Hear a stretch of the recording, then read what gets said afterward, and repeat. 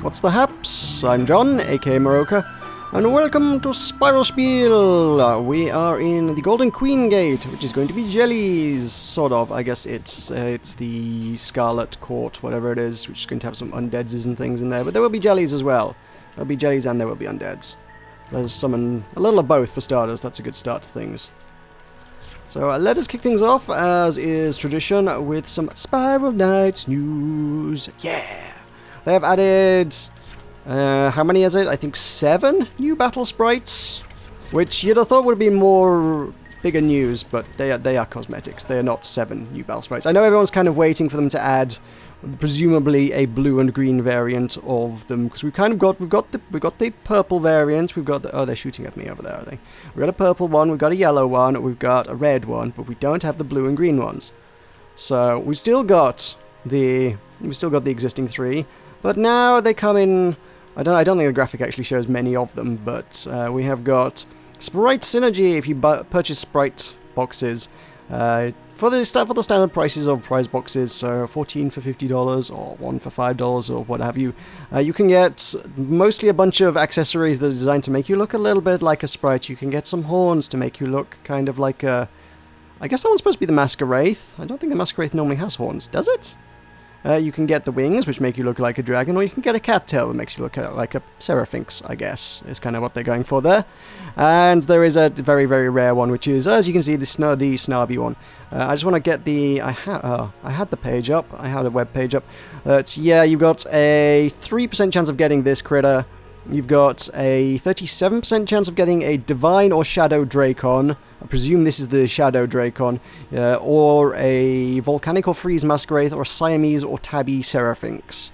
And you have a 60% chance of getting one of those 3 accessories in a variety of mostly flavors that seem to be based on previous promos. You got your Polar and Electric and Frosty, and there's some Hallow stuff in there as well, which doesn't seem like that's a great reward, but you know, there you go. That's what's new. You can go buy things there. So they're kind of cool. I mean, I guess if there was a higher chance of getting those sprites, I would say that's actually a pretty decent deal. You got $5 for. It would be nice if it was $5 for a guaranteed sprite. If you could just be like, here, pay $5, get a cool sprite. That'd be an interesting deal, and I think you'd see a lot of people jumping at it. As it is a slightly higher than 1 in 3 chance, which I can definitely see some people will still jump at that chance, but ultimately, I don't know. I am still spoiled by the Rose Regalia from way back when, I suppose. In which case, you bought a box and it had a guaranteed chance of getting cool stuff in it, and you got a bunch of energy with it, and those were good deals. Those were good deals indeed. Not anymore. Now we get all this gambling nonsense. Not for I, sir. I am no gambler. I am definitely not, no. So that's mostly what's going on there. That's pretty much your news. More promos, a slightly more exotic promo than your standard fare, but nonetheless it is a promo. Now, last week I set you all a little contest, and that contest was for you all to come up with some interesting and great questions for me, because I was lacking them. And I gave you a little bit of an incentive, and I said that the best questions would win things. And that is still true, and you did me proud, in fact, actually. I got a lot of very good questions last week. It's amazing what I can get out of you guys when I bribe you, isn't it? So I think it was about 10 really excellent questions, and I don't think there's any way I'm going to be able to delve into all 10 this week. So I think we've got material for a few weeks there, depending on how well I tackle various topics. I think it'll keep me going for a little while, so that's cool. So I will do the let's obviously do the winners, because you guys are obviously waiting on some winners. So I will answer the questions that I think were 2 of my favorite questions that I was really interested to talk about. I wonder if maybe that contest was sort of favors longer term subscribers than older ones, but mostly because you know what buttons to press of mine. You know what I'm into. So if you ask me questions about things, you'll know what I'm getting. So I think my favorite question I got was from Anik, who I know is a long-term subscriber. So thank you, Anik, who says, "When will humans go extinct? Do you have any idea of how or why that might happen? What are we going to be replaced with?" An interesting idea is AI evolution, where the AI gets so advanced that it doesn't need humans and gets rid of them. Do you think it could happen, or if it's more sci-fi than anything else? I've delved a little bit into the past on what I think would cause human extinction, and I think it's mostly just us not knowing how to plan accordingly, you know, for the long term. You know, we got problems of global warming, overpopulation.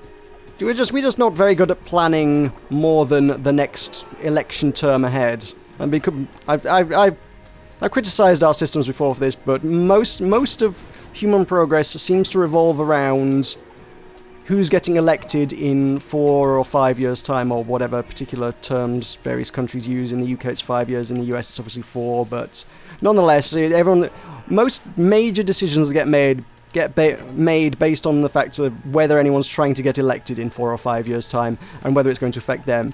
If someone says, hey, we need to be planning to do something that is going to cause humanity to go extinct in 50 years or 100 years because we haven't planned ahead, admittedly, in the meantime, it's going to mean we're going to have to, you know, cut back a bit. We're going to have to be a bit more frugal. We're going to have to use energy resources better. We're going to have to plan better. It's going to cost us a lot more money. It might damage the economy, and God forbid anything should happen to the economy. The economy is obviously sacred. Without the economy, we're nothing, apparently. So, yeah, I think it's just poor planning and mismanagement, because our entire society is structured around poor planning and mismanagement in the long term. I think that is probably what is going to cause us to go extinct. Some point within the next couple 100 years, I think, seems pretty reasonable given the current state of affairs, unless someone gets their act together. Fortunately, you got wonderful folks like Elon Musk definitely do seem to be making strides in that direction, but it's going to take more than one man to save humanity, I think. So yeah, you got good figures like Elon Musk obviously pushing for like electric cars and things, but at the same time you've got our electric is still coming from, you know, non-renewable sources. Until we can actually start embracing renewable resources, then kind of, you know, it's a step in the right direction, but there needs to be more than one step. It is a multi-step process. So yeah, that's what's going to happen. The second part, the technological singularity... Actually, no, the second part was what's going to replace us. I don't think anything's going to replace us, not, like, for millions of years. There's a lot of... there's kind of a lot of ideas that certain species might be almost as intelligent as humans. Dolphins, mice, you know, like your two common ones. See Hitchhiker's Guide to the Galaxy and all that jazz. So, it may... Well, I don't think they would... You know, they're not going to become the new dominant civilization in the world. They're not going to become... I don't know, like I say, I hesitate to use the word sentient, because obviously, like I say, the theory is kind of that they are already kind of sentient. But... I don't know, we don't think of them as being sentient, but who knows, they might be. I don't think that's likely to happen, though. It doesn't seem like... that seems a bit outlandish, is all. There's no evidence to suggest that would be the case. And if that were the case, why exactly would the existence of humanity be the factor that was stopping them? There's no reason that humanity's existence would stop, you know, dolphins or whatever being sentient and creating their own civilization. Which some might argue they already kind of do. Maybe they're just more primitive. Maybe they're more on a par with, like, Neanderthal society, where they are maybe on the verge of being able to develop tools and fire and things. Well, okay, fire's probably not going to work too well for that particular, you know, ecological niche, I guess, but you know what I mean, I think. I didn't remember how to do that. I really need to remember how to do this one, because I know I did that first time last time. I was like, okay, middle one, right one. Is it always the same one, or does it randomize it? I don't know. The fact that I can just open that in, like, two switch flips is pretty good. I think I was supposed to rely a little more on trial and error than I managed there. But whatever. It's cool. That's fine. Let's go blow up some turrets. So yeah, I don't think anything's going to step up and say, hey, we're the new humanity anytime soon. That's not likely to happen. But I think the possibility of us wiping ourselves out is probably reasonably high. The technological singularity stuff that you are talking about, you didn't use that particular expression, but that is to what you refer. The idea that artificial intelligence could become... The idea that we could invent a machine, an artificial intelligence, smarter than us, such that it was capable of essentially bettering itself, basically creating a machine that was capable of making a better machine, or would ultimately kind of create a sort of runaway process. Like as soon as machines are capable of iterating and improving on themselves, damn it, I didn't make it through there. As soon as machines are capable of that, then you've kind of got a runaway process that requires, you know, 3 laws of robotics and things, in the hopes that that would kind of keep them in check. So, yeah, obviously things like your 3 laws of robotics have kind of been put in place in the hopes that that would address such concerns. I think there's a lot of speculation on whether that would need to be expanded. I don't know whether this has been addressed. It's more sort of my own speculation to a little degree. I'm not sure I've heard this anywhere, but I feel like if we were talking about an actual technological singularity, you'd kind of have to say any machine created by a machine must also adhere to the 3 laws kind of built into its programming, so that anything we create, anything that it subsequently creates itself, would then adhere to the 3 laws and, you know, work for the betterment of humanity, as opposed to, you know, doing a Skynet, as it were.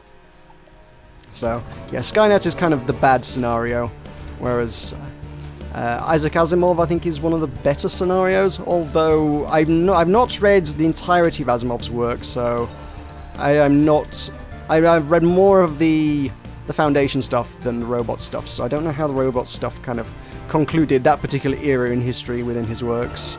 I know eventually they came to a conclusion that they needed to do away with robots because robots were a problem in society, but I don't know how that came to be. So, more reading necessary on my part, certainly in that regard, but I think that's an interesting subject. I think there was... Man, who was it? I feel like I recall seeing a story recently of some noteworthy technological figure saying that they thought that was a very real concern and could be a problem for humanity in the future. Like I say, I think if it was handled correctly, I guess that's okay, but yeah, it's that handling it correctly bit. It is a tricky situation that we must approach with caution. I mean, not that I've heard these figures recently, I guess it's probably going back 5-10 years. I do seem to recall hearing estimates for the technological singularity to be placed somewhere around 2030, I think, is kind of...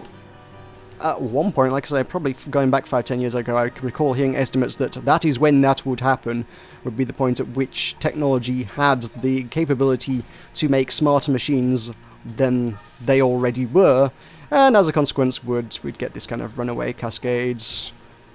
Machines are just going to become better and better and better kind of thing. And I recall, it ties in slightly, I recall seeing a trailer for something on the PS4 and I can't for the life of me remember what it was called now.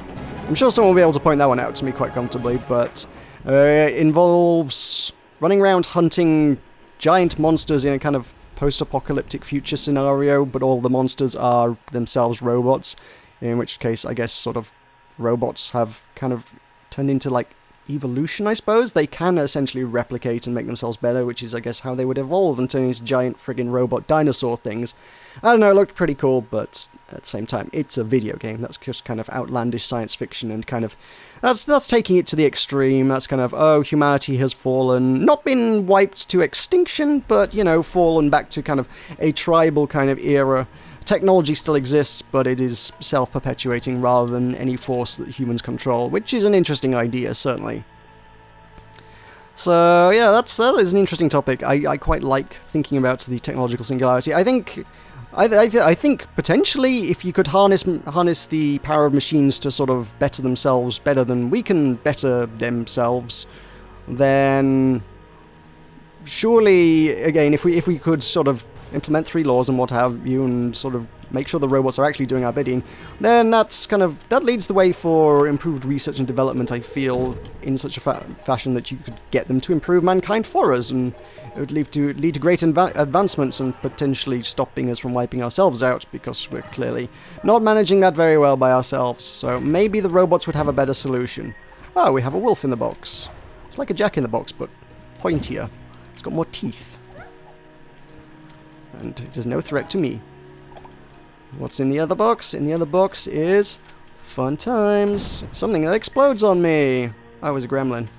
I should probably take a pill. That's probably a useful idea. So yeah, at some point earlier in my life, I guess technological singularity was kind of one of those things that I got... Ow! God, that was just foolishness. I got pretty sort of excited about it. I was like, this is going to be so cool, robots are going to be taking over the world, and they're going to improve life, and a bit of a kind of a transhumanist kind of pipe dream kind of thing, but... I don't know. We don't know quite what robots will entail.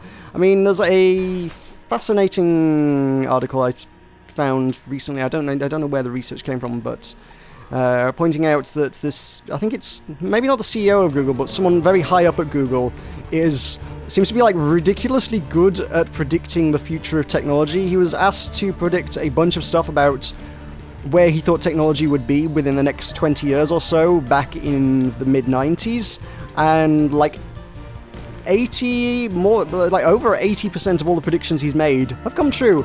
So he kind of knows his stuff, which is pretty cool. I mean, one of the things people are kind of like, oh, he didn't get this right, is one of the things was self-driving cars. He's like, oh, yeah, by 2009 his prediction was that we would have self-driving cars.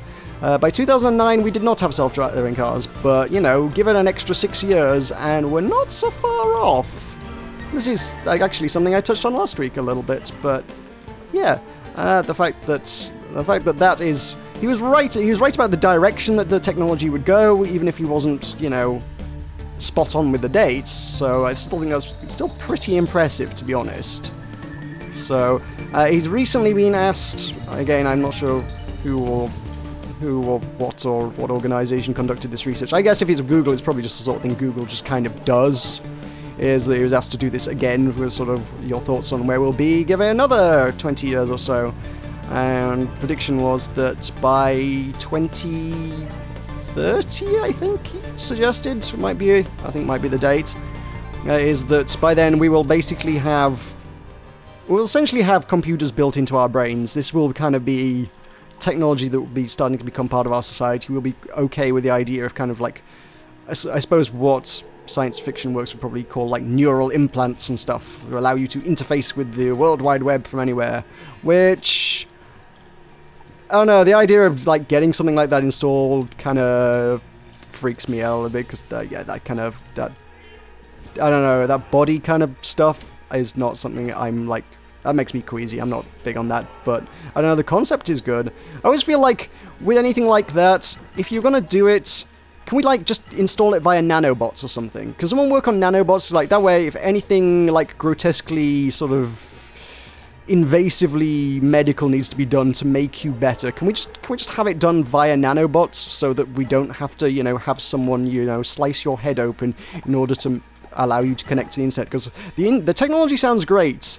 I'm not a big fan of the whole brain surgery bit that comes before it, though, or what I can only imagine would presumably be some manner of brain surgery. I don't know how that would be done. Either way, that kind of icks me out, and I don't think I'd want to go down that route necessarily. So yeah, pretty grim. Or maybe not, if nanobots come along.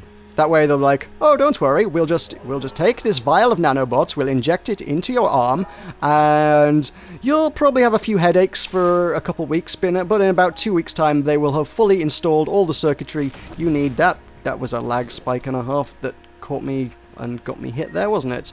Yeah, but give it a couple weeks and you'll have all the circuitry installed in your brain to allow you to interface with the World Wide Web from anywhere. That works for me. I can deal with that. Yeah, I can probably just about swing that.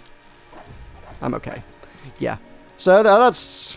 The future of technology is definitely an interesting one. I don't think that's going to be our undoing. I think if handled correctly and carefully by intelligent people who are experienced with artificial intelligence works and whatnot, which is hopefully the people who would be designing such things, they would design it for our betterment, and that might actually be the exact opposite of our undoing. That might be potentially our saviour. That's my thoughts on that one. What else have I got? So, second place question was Esrig. I never know how to pronounce your name, sorry. What are your thoughts on artificial gravity? We see it a lot in movies. As far as I know, it requires some sort of spinning movement. Do you believe we'll ever be able to walk about as they do in Star Trek, or will we end up like the Humies in Wall-E? Yeah, as far as we've currently got, any kind of artificial gravity would just be... basically using centrifugal force as gravity. If you have a big sort of donut-shaped structure and spin it up to, I don't know what the exact speed would be, but if you spin it up to a certain speed, it will basically you'll be spun out via centrifugal force instead of gravity, and for all intents and purposes, for the person walking around, it should be the same as gravity. That's kind of how artificial gravity works in sort of. That's how we would currently manage it if we were going to go down that route. I think. I don't think there's any structures. I don't think there's any structures mankind have created that do that. So I guess the biggest space-borne structure we've got is like the ISS, and that is zero gravity. So yeah, I don't think it's something we've dabbled in yet, but I guess if you're going to do it, that's how you do it. Something like Star Trek, that requires understanding and knowledge far beyond our expertise as a species. The fact of the matter is we really don't know what gravity is, really, to any great extent, so that's kind of a problem. I think in order to sort of harness the effects of gravity, I think a basic understanding of what the heck gravity is would be a pretty decent starting point for things. I think that's the thing I always miss, isn't it? I always miss one of those. And that gets me some secret loot down the secret loot passage. Down this way, behind the party switch, just to stop you from going back and getting it if you missed it. Which is sneaksy. There we go. There's some shinings. That was totally worth it. Hooray! So yeah, I don't think the Star Trek stuff is just pure science fiction at this point. It's soft science fiction as it is. I think it's not even. I don't think it's got any basis in anything that we understand. It's just like, yeah, magic. Because anything sufficiently technologically advanced is indistinguishable from magic, and I think in a lot of science fiction works, yeah, it's magic. Might as well be, for all that we could possibly explain what the heck's going on there. If we were to spend a long time in space, would we end up like the Humies in Wall-E?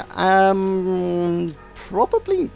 Well, I guess in their specific scenario, I guess yes, but I also don't think that the humans in Wall-E got that way due to the effects of microgravity. I think that was more due to the effects that they had robots catering to their every whim, was it not? That was more a sufficiently advanced civilization that had, got machines catering to their every whims, and a post-scarcity kind of thing. It's like, if you want food, you just dial up the robot and the robot brings you food, and you never need to work. You can just lounge around in a chair and watch movies and eat food, and yeah, that kind of society, as opposed to low gravity. I think that's kind of going down. That's mixing a few different aspects of science fiction there. That it's also one I kind of dabbled on a little bit last week when I was talking about Mana, which you should have gone and read.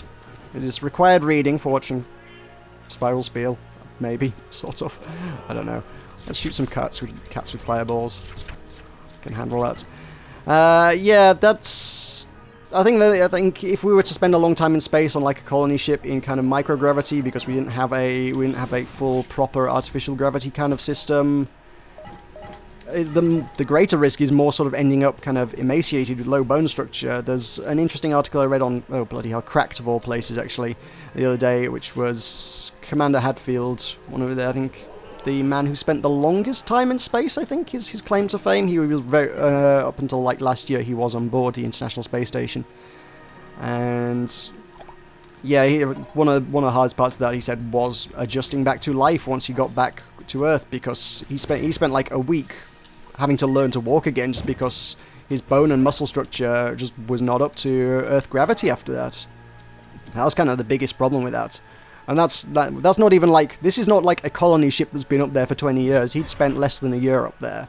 And this is also with him doing intense exercise for 2 hours a day, intended to build up bone and muscle structure so that it doesn't deteriorate. If you just have sort of ordinary civilians that are not doing all this intense exercise every day, I can only imagine the effects would be even worse than that. It'd be quite bad for your health, just generally speaking, I think.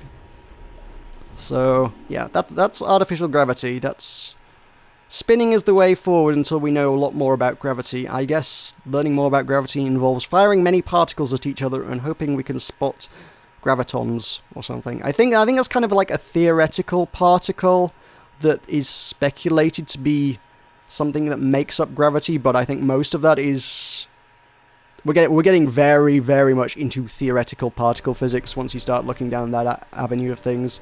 That's just... There's no real proof for that, it's just kind of... The equations suggest that there is a particle which would be responsible for gravity, but is capable of traveling between dimensions, I think, is part of the theory, which explains why gravity, relative to all the other forces in the universe, is so much weaker than all the other forces in the universe. Sort of, you know, gravity, relatively speaking, is quite light. I mean, you can overcome gravity yourself. Try jumping. You just overcame gravity. Congratulations. It's not a very strong force compared to something like magnetism. With strong magnets, you can attach things together pretty firmly. As gravity, yeah, you need like just the sheer amount of stuff you need to make a lot of gravity. It's a pretty weak force, all things considered. It's a fairly important force, all things considered, but relative to things like magnetism and the strong nuclear force that holds all the particles together and whatnot, it's pretty feeble in the grand scheme of things. So, yeah, I think the theory for that is... There's a lot of I thinks going on here. I think this, but again, because it's theoretical, it's like these things, these ideas and speculations and hypotheses could have changed in like the last 5 years or so, and I don't stay up to date that thoroughly on theoretical particle physics. Oh god, there's a missile coming my way. Can I outrun it? Yes, just barely. Yeah, I don't stay up to date on my theoretical particle physics to enough of an extent that I can... Oh, I can block the missiles with waves. Okay, let's try and do this. This can only end well. Let's... Okay, there's 2 of them. Ah! Get you. No, stunned. Okay, we're clear. There are no more missiles. I'm happy. So yeah, if those kind of theories have been updated, I definitely won't be up to date with them, but that's the last I heard on the matter, which won't be terribly recently. And I guess the way you would find such particles is most sort of particle experimental stuff seems to be done in the Large Hadron Collider by firing things at each other faster and faster and faster and faster and faster until you eventually find the thing you're looking for. Seems to be the way that kind of research is done. So yay! That's that. Let's see, do we have any quick questions? Because I think we're going to get near to the end of this level, and I'm probably going to call this an episode. Roller Duck says, Meroka, what do you think about MAD, standing for Mutually Assured Destruction? After a little bit of research I found out. Do you think it's going to happen to humans? If so, when and why? I guess there was definitely some sort of... I think we're definitely afraid of that kind of thing happening, certainly when sort of a lot of nuclear armament, Cold War kind of era. I think most countries are sensible. I would like to think most countries are sensible enough not to start a nuclear war these days. But at the same time, people keep making nukes. It's this weird kind of thing where it's like, nobody's going to use them. Or at least we don't think anybody's quite crazy enough to use them. But we keep our own... Everyone keeps their own nukes around just in case someone is crazy enough to use them. And I get... You know what? Chances are the only thing keeping nukes around, really, is North Korea. Let's be honest. The only person crazy enough to actually contemplate using nukes against anybody else is going to be North Korea. They're the only reason any other country has nukes. So, that's my thoughts on that one. I still don't... I think if you managed to somehow disarm North Korea, I still don't think you'd see some sort of global disarmament of nuclear weapons, but nonetheless... It's more one of those things we keep around for show than any actual intent to use it. I would certainly hope so anyway. Okay, you two merge together, and I will kill you. Oh, you have a healer, okay. Then we shall kill the healer, because the healer is nasty. There we go. I quite like that I've just done like almost this entire level with Acheron, and half the level has been undead. But it didn't matter, because it still killed everything anyway. This is why, for anyone asking which sword is best in the game, that's why I think this sword is best in the game. I'm just going to throw that one out there. So, yeah. So no, Mutually Assured Destruction, it is a Cold War fiction, I would have said. I hope I'm not wrong, to be honest, quite frankly. It would take It would take a hell of a lot to actually, you know, wipe everything out, but I suppose, you know, so I suppose just as a military strategy, you could have two nations doing it to each other. I guess the sort of escalation kind of it would be like, oh, you nuked someone else, so we're going to nuke you, kind of end up with a World War kind of scenario. Which at that point, yeah, would probably wipe out quite a lot of humanity, and then we'd end up back in Annick's question, quite frankly. So it all ties together in a weird, kind of neat little way. Actually, I think a lot of the questions I got today tied together in quite a neat little way, so I think we'll be seeing some recurring themes and ideas over the course of the next couple weeks or so. So I'm going to leave this here. I know we've got one more floor, but it's a compound, and I don't want to do a compound, and we've been going for half an hour, so that's that. So yes, thank you very much for watching. Don't forget to leave more questions. I will be in touch with Annick and Esserlig to get them their copies of their games. Everybody else, thank you for submitting your questions. Much appreciated. And now that you've gotten in the habit of sending me questions, you could do some more, because more questions allow me to keep doing this series for longer and longer and longer. So if you've got anything else you'd like me to talk about, please rack your brains and leave them in the comments below. It's not a compound anymore, so actually it's not too much to be concerned about. But I'm not going to do it anyway. I shall leave you hanging, a cliffhanger, sort of. No, because I'm not going to continue it next week, so it's not a cliffhanger. But yes, please leave your comments in the questions below, because that helps out a bunch, because that will give me more content, and then you get to watch things, and nobody is bored. Hopefully anyway. If you're bored, you probably should have stopped watching more than half an hour ago or something. Yeah. But there you go. Thank you very much for watching. I've been Meroka. This has been Spiel. I didn't charge up my sword in time, and I'll see you next week.